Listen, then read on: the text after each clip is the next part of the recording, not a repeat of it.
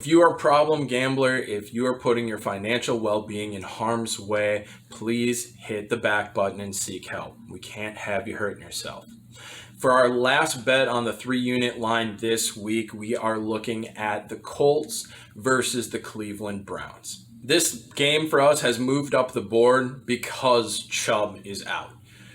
And if there's any questions about the Colts defense at this point in time, it's about the run defense. It's been really good for them this year, but Chubb would have made it a little bit more of a test. I'm not as concerned about Kareem Hunt.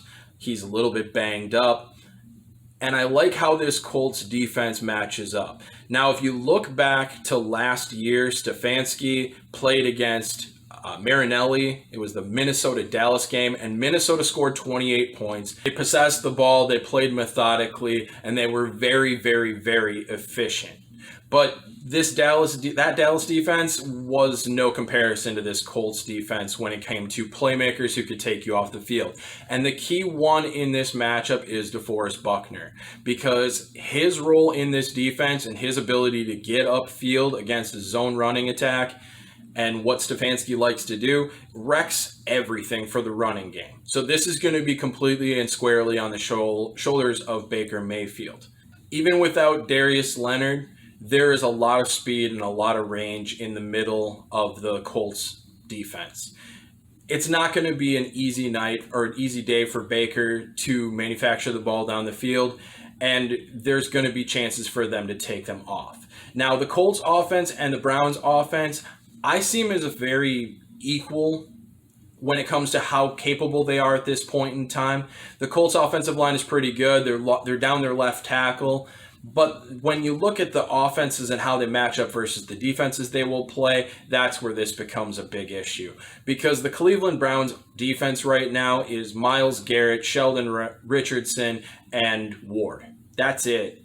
Everybody else on that field isn't very good. And I expect the Colts offense to have a lot of success with their running backs and their tight ends in the short passing game, really challenging the Cleveland linebackers to make a play, because that group is rough, to say the least. After watching the Cleveland Browns run over the Dallas Cowboys, perception on them is pretty high, but it really shouldn't be.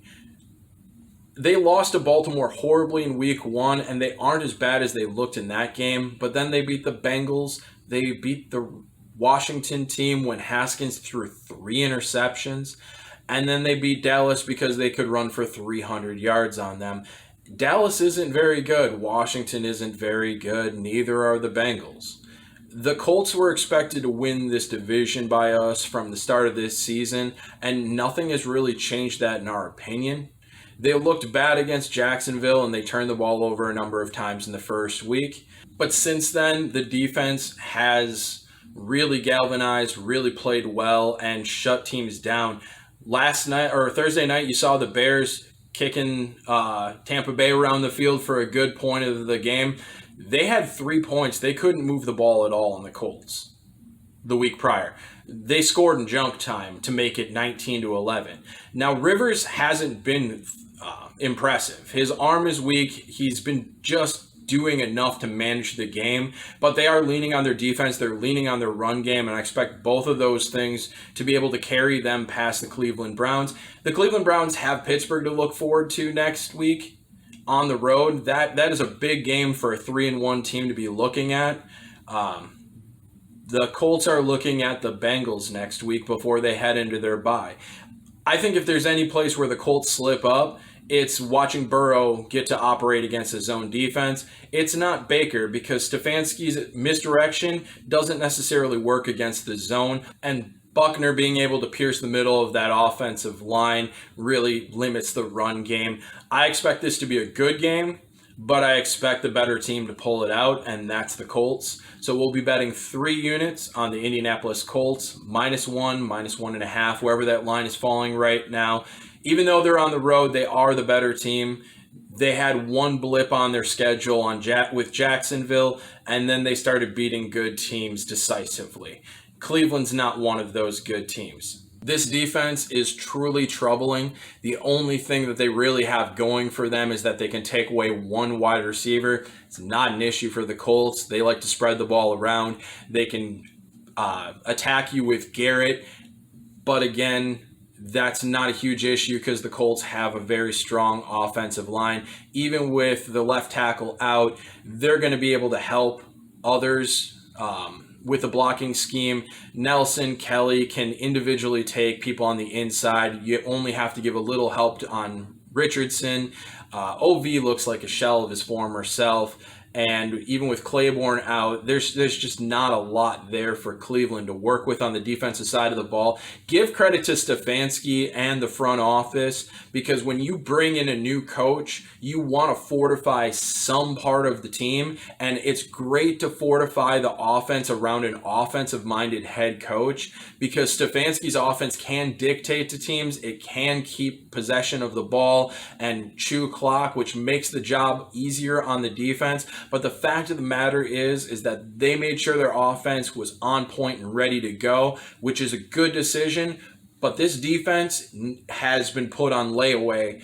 The Browns have to improve this defense if they want to be a legitimate contender in this league, and that's going to take some time. They did the right thing to get their offensive coordinator and the offense right in year one to really grow with their young quarterback.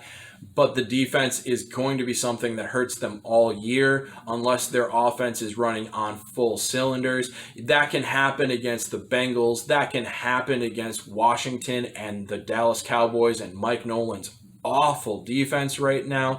It's not going to happen against the Colts. The Colts defense will be what wins this game on Sunday. So take the Colts 3 units, covering the 1. We have 3 3-unit bets this week. One of them I'm leaning 5. We have 4 1-unit bets this week. Make sure you check all the videos so that you're up to speed with this week 5 weekend. Go down below and subscribe. Push the bell to get the push notifications so that you can make sure that you see all our bets for this weekend. I love you guys. We need you. Stay strong. And I'll see you on the other side. And I'll let these bongos from the neighbors play me out.